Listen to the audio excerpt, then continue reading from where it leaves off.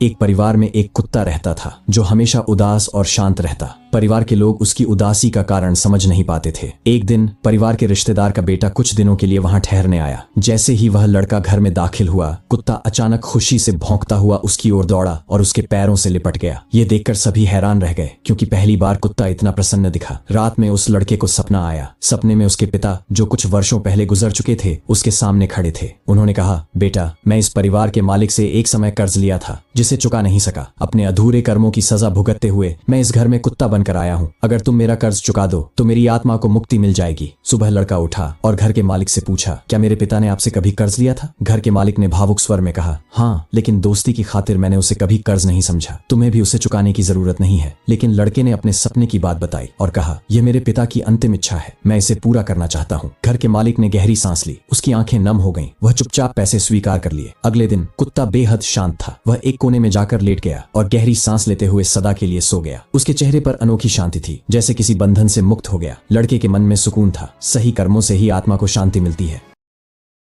Download share chat.